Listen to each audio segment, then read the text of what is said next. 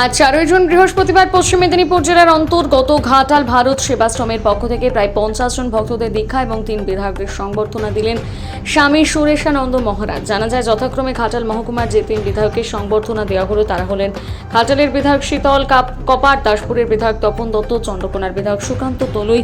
এদিন তাদের হাতে সেবাশ্রমের পক্ষ থেকে মহারাজ ফুলের মালা, সুগন্ধ, চন্দনের টিপ, স্মারকলিপি দিয়ে সংবর্ধনা জ্ঞাপন করেন।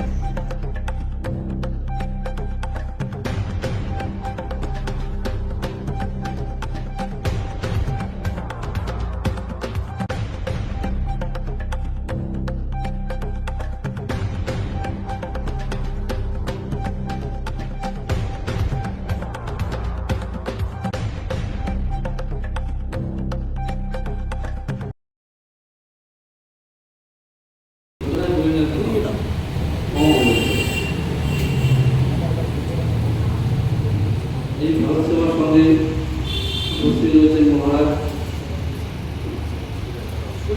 আমি সুরেশানন্দ মহারাজজি, উপস্থিত রয়েছেন আমাদের দাসপুর নির্মল মঠের মহারাজ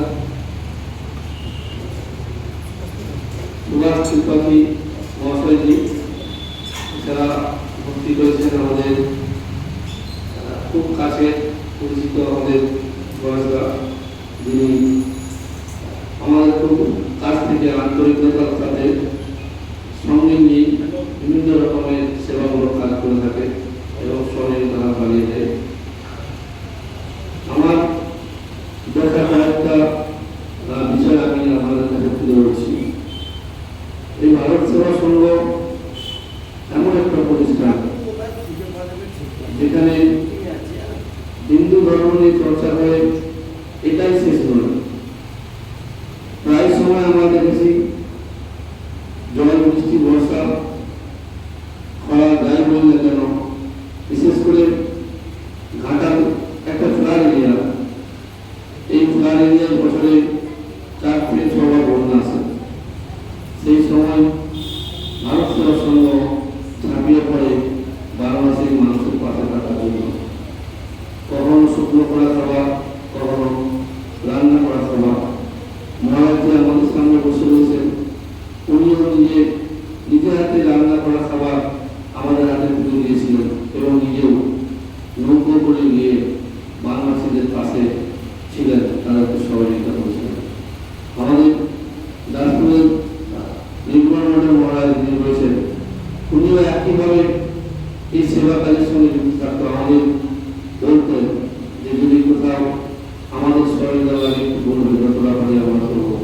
উনি ঠিক একইভাবে থাকিয়েছেন, মানুষের পাশে থাকতেন।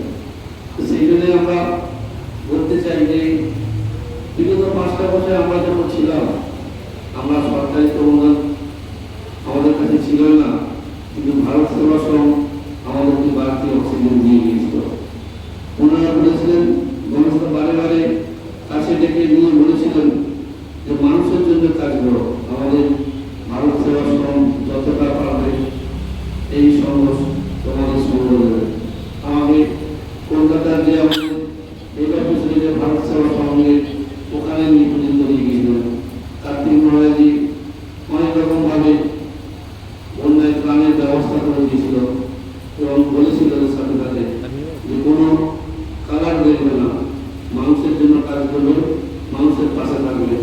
এই ভারত সেবা সংঘের সঙ্গে দীর্ঘ 5 বছরের আমার সম্পর্ক, এই সম্পর্ক তৈরি করে দিয়েছিলেন আমাদের বয়সরা। তো সেই জায়গায় আমরা মনে করি এই ভারত সেবা সংঘ এক মহতী অনুষ্ঠান, এই মহতী একটা সংঘ যেখানে সর্বত্রের মানুষকে সহযোগিতা করতে হবে, আগিয়ে নিয়ে চলে, যেখানে কোনো ভেদাভেদ রাখে না। তাই সবাইকে বলবো, আসুন এই ভারত সেবা সংঘের সঙ্গে যুক্ত হন, তবেই কিন্তু আমরা হিন্দু ধর্মকে রক্ষা করতে পারবো, আগিয়ে নিয়ে যেতে পারবো, সবার সেবা করতে পারবো। সবাই সুস্থ থাকবেন।